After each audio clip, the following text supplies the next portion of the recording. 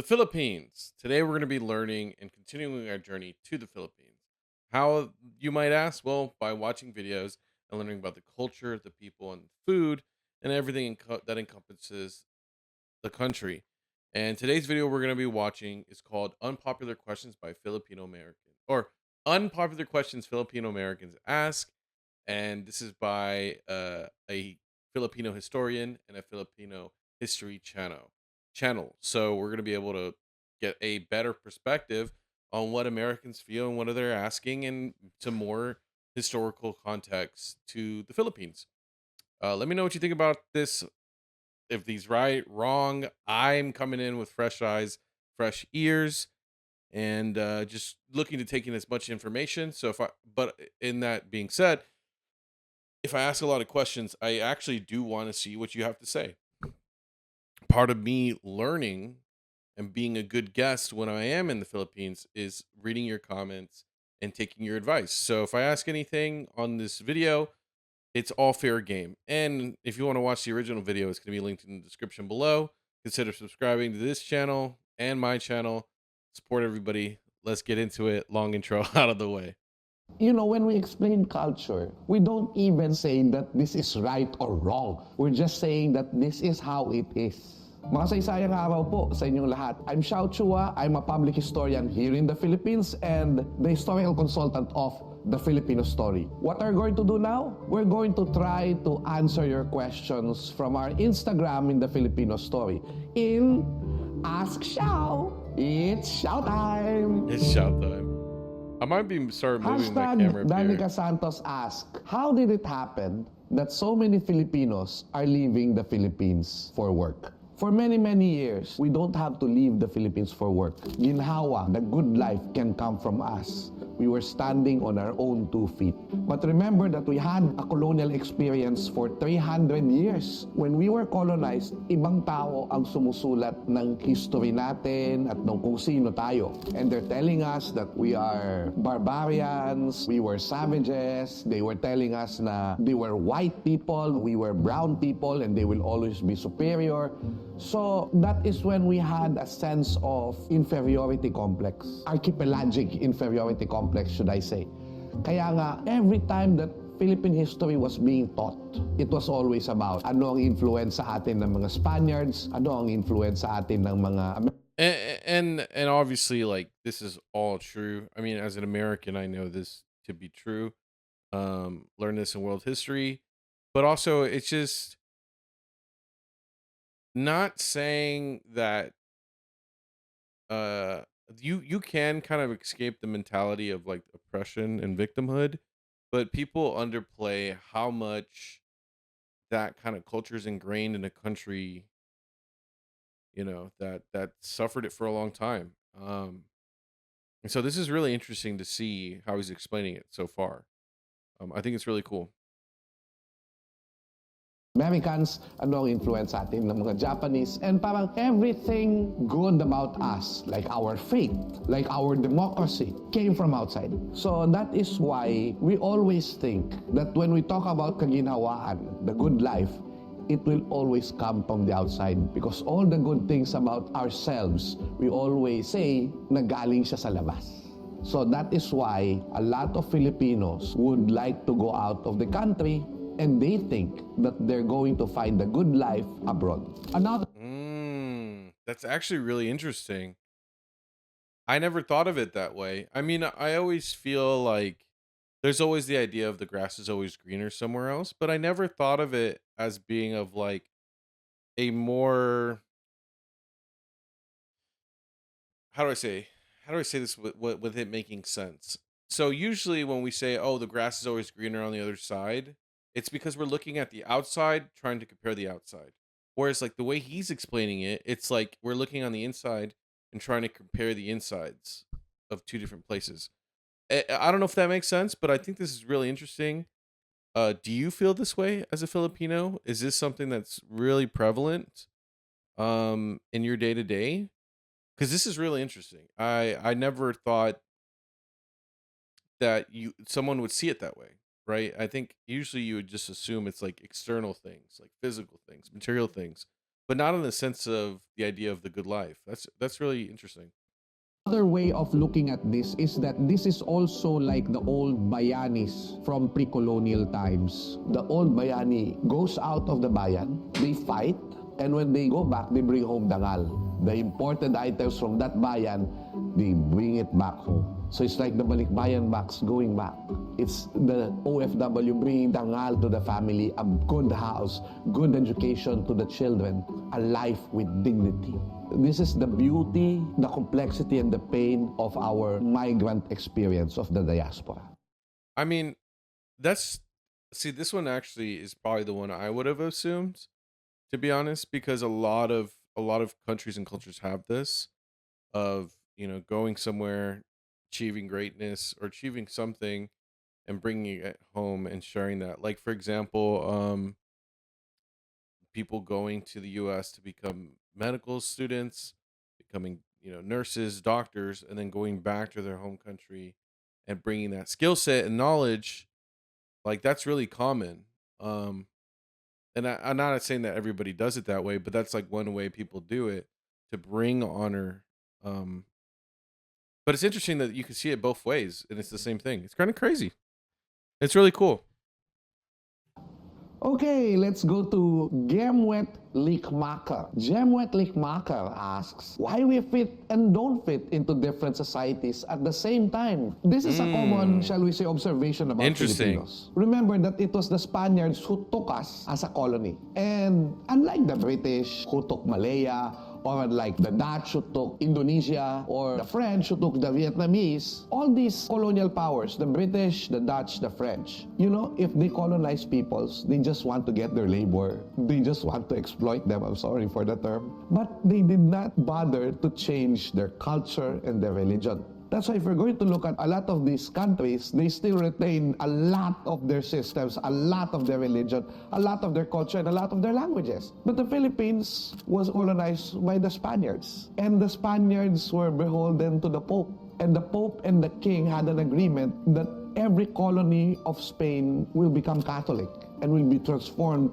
as a Catholic society. So we became more European than most of Asians. And so when we go to Europe, we fit with Europeans. We speak some words from Spanish because a lot of the words in Filipino and other languages are Spanish. And then America came and colonized us. When the Americans came, they re-engineered our society so that we could become more American. So we had become more European. We also had become more American. In fact, a lot of people were saying that we were the brown Americans of Asia. No, hold on, go back. More American. In fact, a lot of people were saying that we were the brown Americans. It's true. I've seen this said before. Not saying that this is true, but I'm saying that I've actually seen this being said. Like it's interesting. Americans of Asia.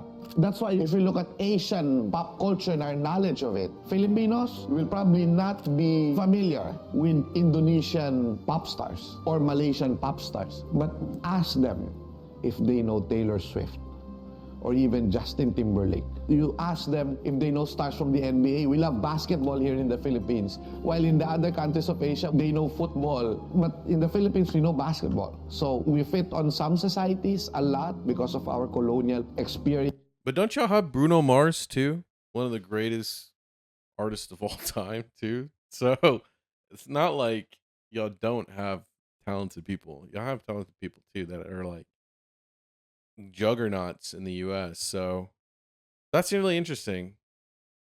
It's kind of like reminds me of someone who has Mexican is my culture and history.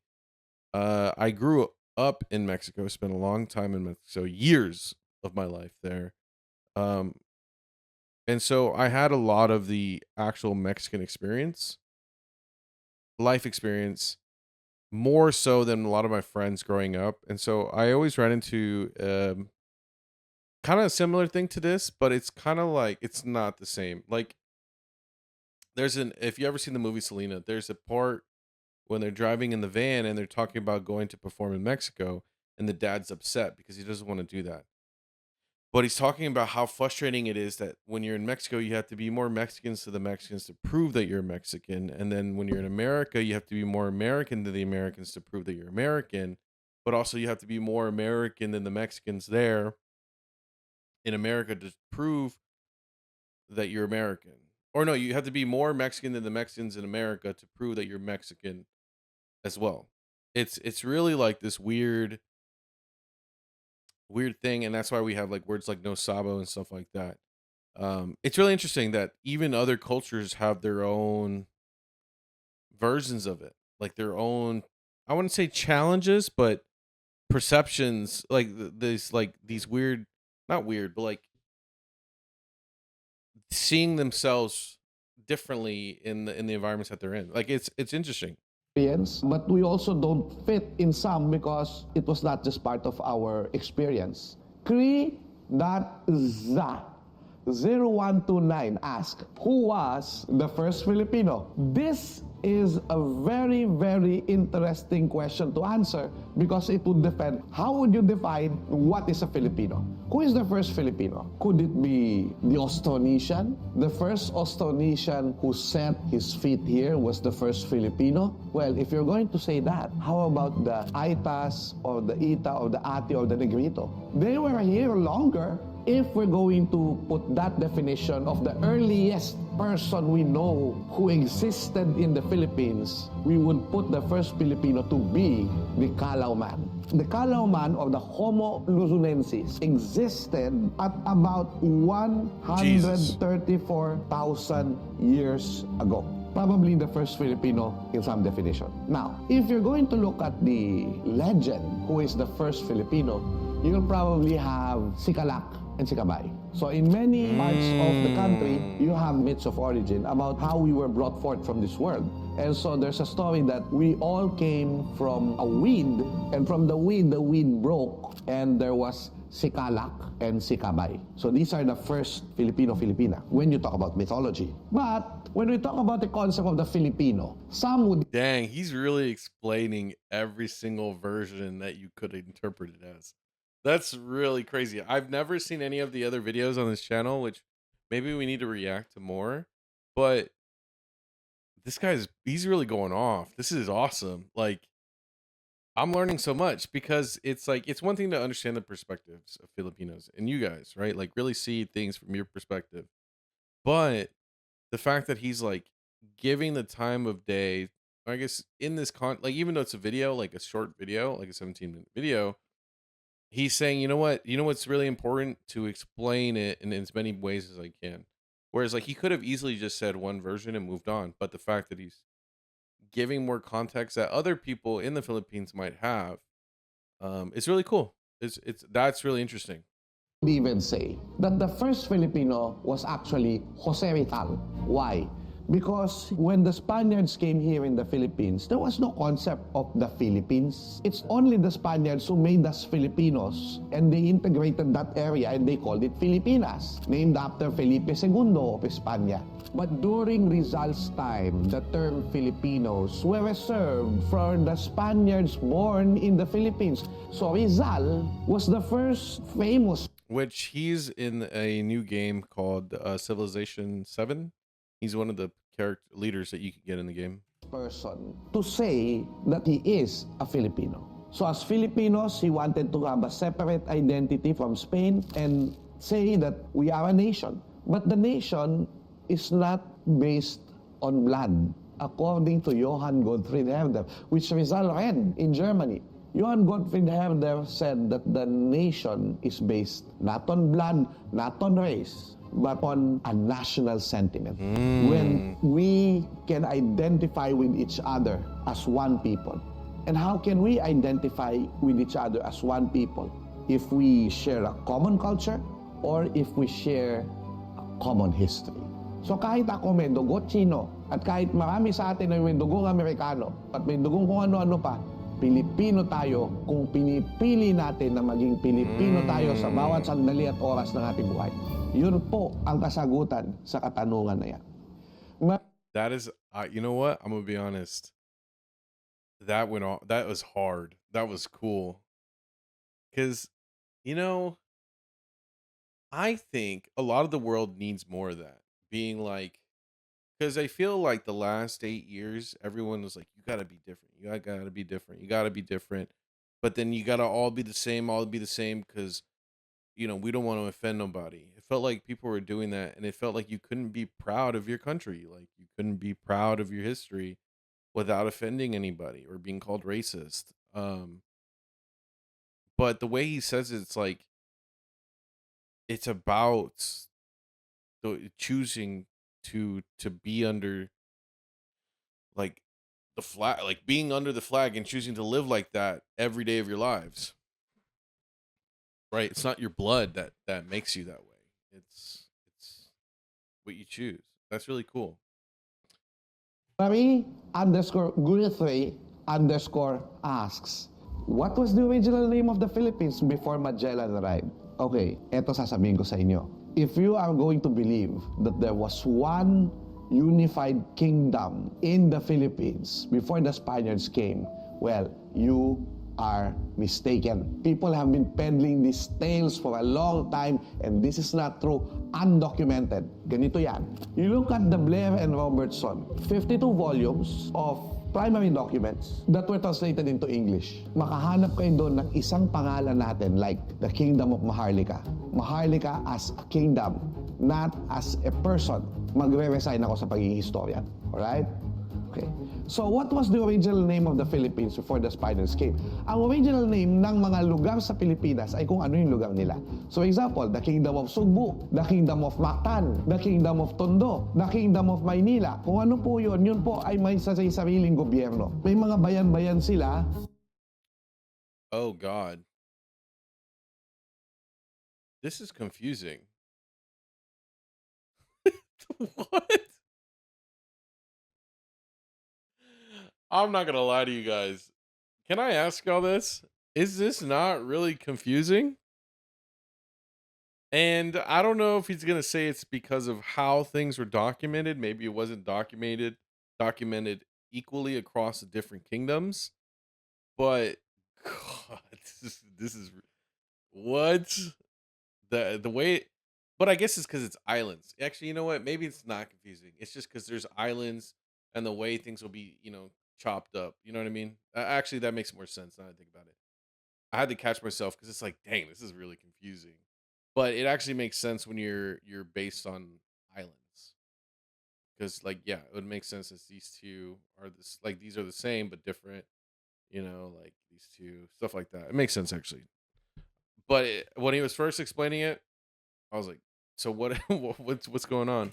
They are independent, but they can also be interdependent, or there would be confederacies or alliances. And so some would say that we were actually a thalassocracy. Kasi yung thalassocracia, ano yun ibig sabihin kapangyarihang pandagat na magkakasamang mga bayan na may malalakas na mga arsenal ng mga barko. Dahil noon gumagawa yung mga ninuno natin ng ships. So that is how it was. No? There was no single unifying kingdom. That's why we cannot say that there's a name to the Philippines before Magellan came.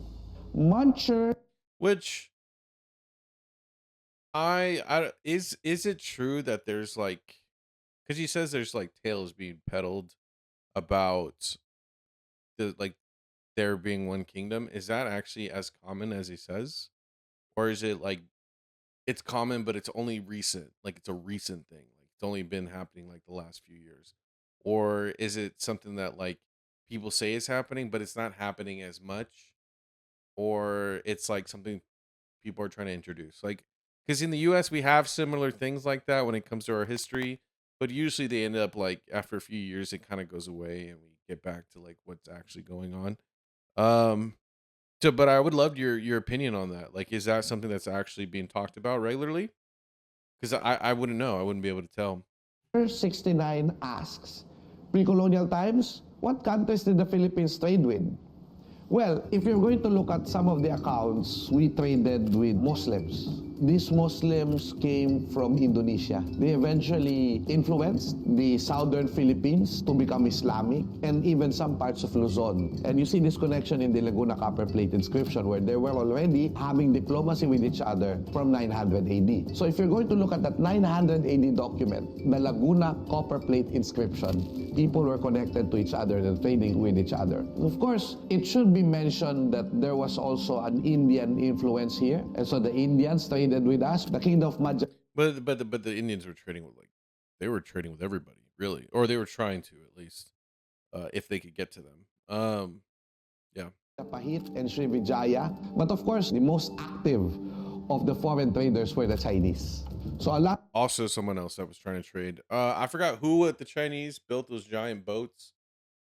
And then was it? Yeah, I think they were Chinese. They built those giant ass boats, and then when they finished their voyage, they just burn them to the ground, burn them in the ocean. Because why not? Out of our kingdoms or bayan became rich entrepots of the Southeast Asian trade route to China. Adele, that assumption asks, why did pre-colonial women wear what would be equivalent to modern-day gold-tipped grills? What the hell is that? They were wearing gold because of aesthetics. When you wear gold in your teeth, that. Ugh. Actually, no, that's actually kind of crazy. I didn't know about this. Wow. So did grills? Did the Philip? Did you guys invent grills? Nah, that's crazy. Is that really what y'all did? No way. This is I'm actually really blown away by this. Because it's like the fact that it's like documented, there's like a picture of it is insane. It's crazy. Wow.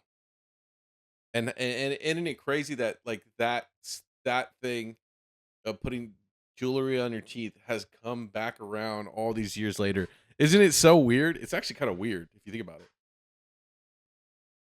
How humans like y'all if y'all were the ones to start this, how it influenced the world hundreds of years later, like or even thousands of years later, I guess.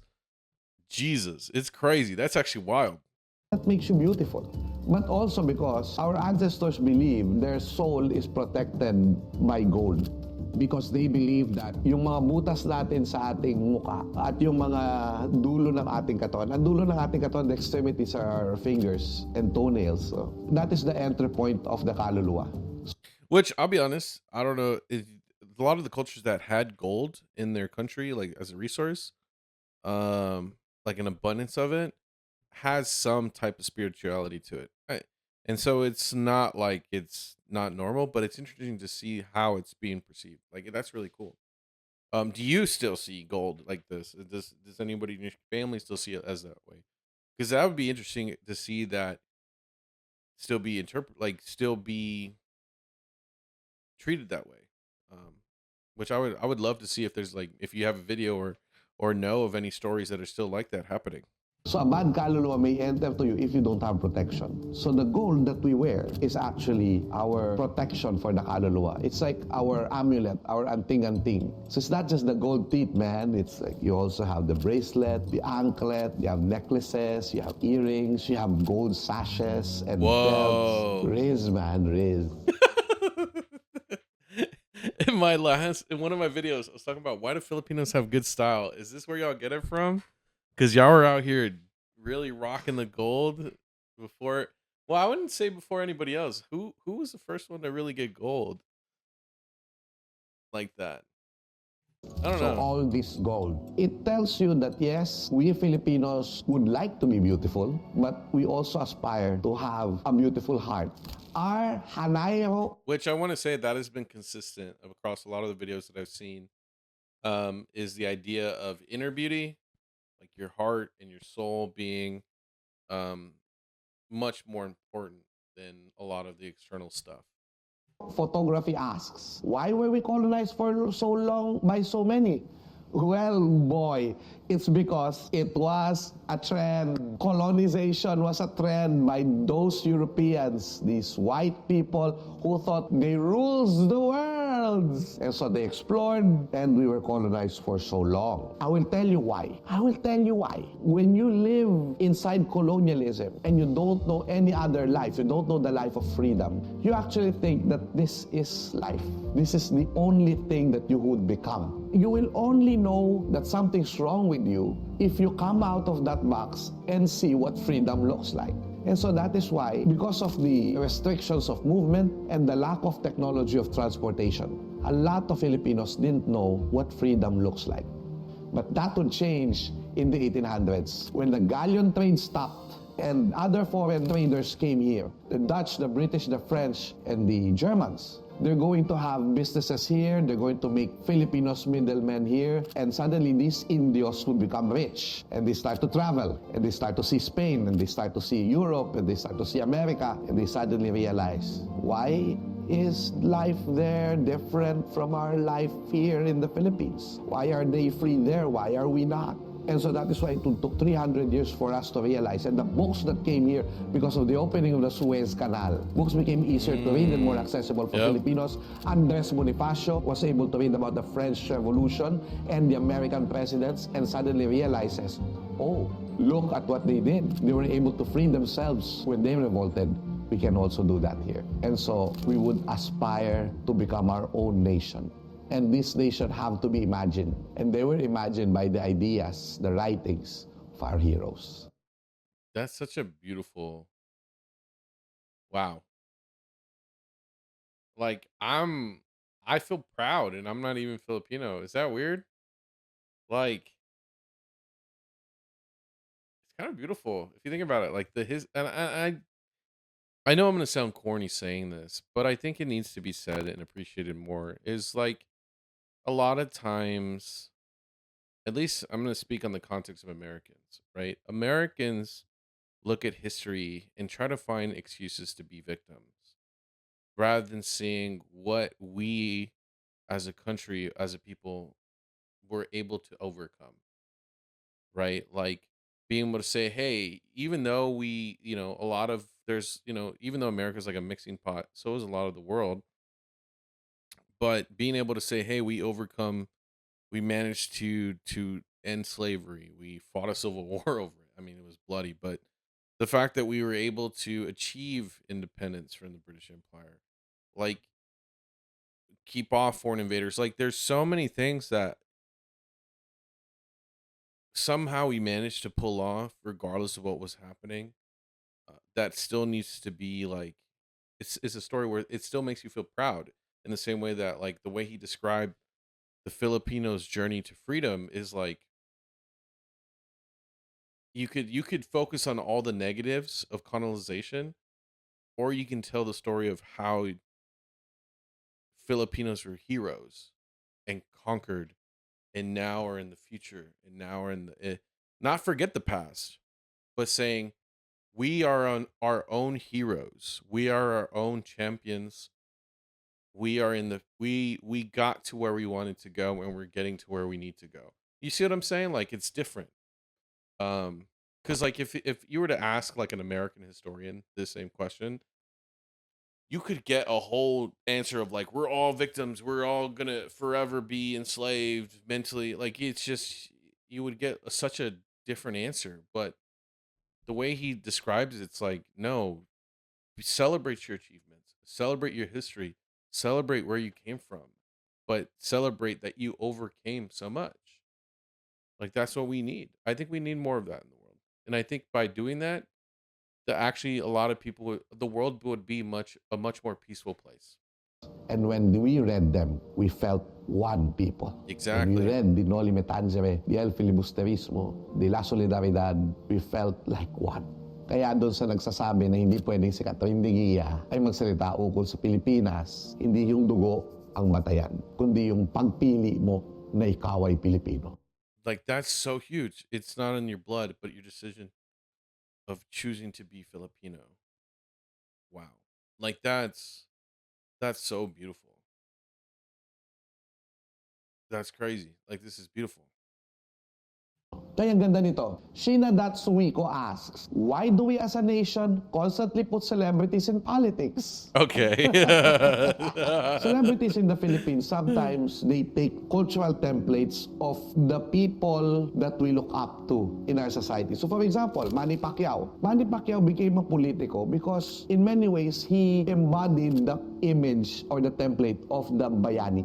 These celebrities in the imagination of the people embody certain cultural characters that we look up to. Filipinos, we actually find it easy to identify with ideas if they have a face. We will not fight for democracy or human rights until we put a face on that idea. So that's why it was so easy for Ninoy Aquino or Corazon Aquino to be identified as symbols of democracy. And that's why it was easier, because when it becomes a person, it becomes more identifiable, and that's why we go with that person. We go with that person, we go with the idea. Same with, for example, peace and order. Duterte embodied peace and order in his character. And that's why, whether correctly or not, for good or for bad, people went with him. And when they embody these things for us, we sort of identify with them and we believe with them. Snowy Which I honestly think, hear me out. This is going to sound crazy. I honestly think you don't you don't want to overly rely on politicians, right? Because here's the deal: as an American and who is and someone who deals with American politics, whether you like Trump or not, at the time of this video, he's making a lot of progress and he's doing a lot of things for the benefit of the American people. People may not like it, but the irony is this is stuff that should have been done under the federal law, right? The Regardless of the president, regardless of the party, should have been done by the president. Like, this is his job to do, but Biden didn't do it because why? He wanted to pander and look Yas Queen slay. Like, that's why. Um, and so I say that to say it's like sometimes you don't need a politician to just do the job. Um, and and I say that because one thing about a politician is they will never admit that they're wrong unless you force them to. Whereas somebody who's not a politician, a business person will admit that they're wrong.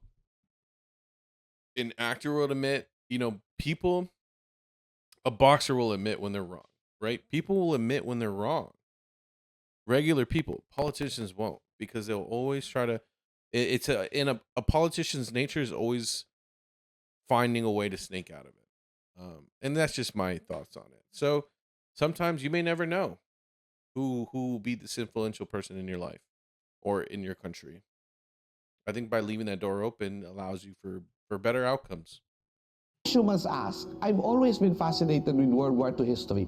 My grandpa was a sergeant and I want to know more. Well, all I can say is that we cannot answer your question in one video. That would really, be so long. I hope you would watch Bani Logroño's films on World War II in the Philippines. But what I can tell you is this. World War II in the Philippines, that is when Filipinos win the Americans. Fought at Bataan to stop complete Japanese occupation of the Philippines. And they were successful for 3 months, and we were the last to fall to the Japanese in Asia. That is when the world saw how brave our soldiers were, facing the odds, even if it looks big and impossible to defeat. Which I think a lot of people here in America, we give a lot of props to the Filipinos because we fought alongside them, right? But I think I don't know how the rest of the world sees Filipinos, but the fact what the Filipinos were able to accomplish against a strong Japanese force, by the way, um, is astonishing. I think, like I said, Americans, we give props to Filipinos because we saw it firsthand. But I think the rest of the world needs to do more to give Filipinos more love, more appreciation in what they did during World War II. Um, because they were champions of of of fighting the evil powers that be at that time. Um, and I know it sounds like I'm not trying to get emotional, but I really do think the more I'm learning about Filipinos, it's just weird that like in America we learn about Filipinos. Not saying that we learn about them a lot, right? But we learn about them in very key pivotal moments, and we like that's why I think a lot of Americans have a lot of love for Filipinos. But it feels like it just feels like it's just us. You know, maybe it's just an American thing, and I have a weird perception of that. But I feel like I don't know. At least my perspective, I just feel like the rest of the world doesn't give y'all guys as much credit as we do. But maybe they do. I just don't know. In Filipino, kagitigan. Giting. That is what the Filipinos showed. And when, MacArthur left and the Philippine government in exile went to the United States, for 3 years, the guerrilla movement in the Philippines fought. And we won against Japan. Yep. And the Americans helped liberate the Philippines, but it was the Filipinos, Yep. the Filipino guerrillas, who won the war for us. We won the war. So, and that's what people need to understand. Like, and I also think a lot of people don't understand that too. So, like, America, when it comes to like America liberating, if we're not physically there in a large force, we're not there. I would basically say, right? If that makes sense. Like, America's always been really good at large scale, giant moves of force. So for the Filipinos to defeat the Japanese, when you lose territory, you still have to keep constant pressure there, because or else they can establish and be able to defend an island, a very capable position. So the fact that they were able to do all that guerrilla warfare, like I know this, but not because I learned this in school, but I watched a lot of documentaries and World War II stuff. Um, there's quite a few TV shows that mention it. So it's just like I get it, but people need to give credits to the guerrilla fighters and I guess people classify that type of fighting as resistance fighters, like in the same way that you had the French. I forgot what they're called, but they were the French women who were snipers, that were undercover snipers, basically killing. They killed a bunch of German troops and they never got caught because they would send they'd be like, oh, they go about their day. Oh, we're being occupied. And then like every once in a while pull out a gun, just pop one and then go back into hiding. So everybody's always done their part. And I think we need to tell more of those stories, to be honest. Hey, if I ever get money in like a bag to produce movies, I would probably produce some of the stories that the Filipinos did. Because I'm sure there's a lot. So that is what I can tell you. Your grandfather served well. We fought for democracy and human rights in World War II, and we won. Someone asked, and that's another thing too, y'all.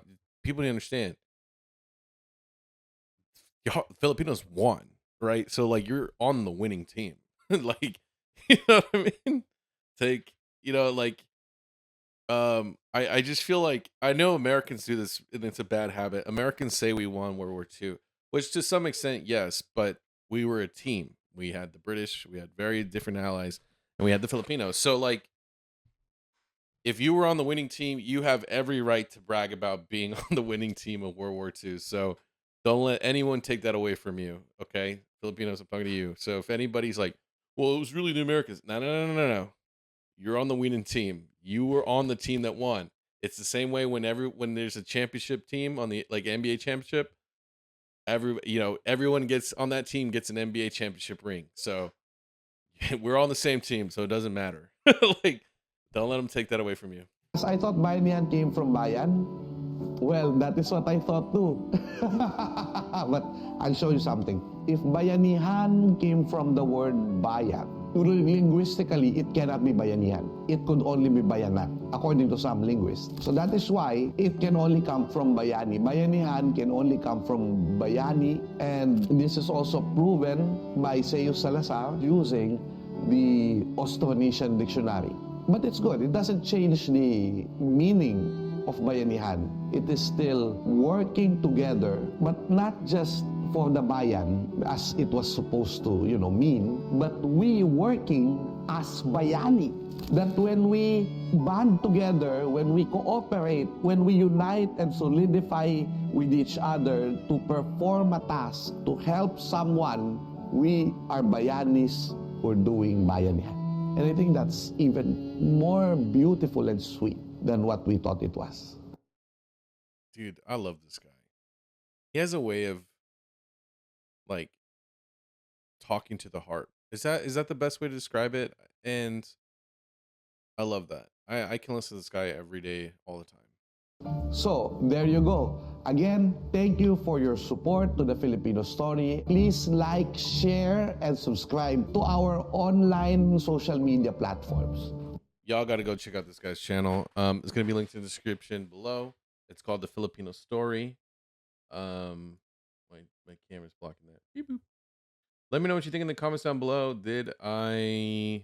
I know I had a couple questions, but I learned a lot, and not only that, I feel very like, you know what I mean? Like I'm not even Filipino, and I feel it. You know, this is a fantastic video. Y'all should go check it out.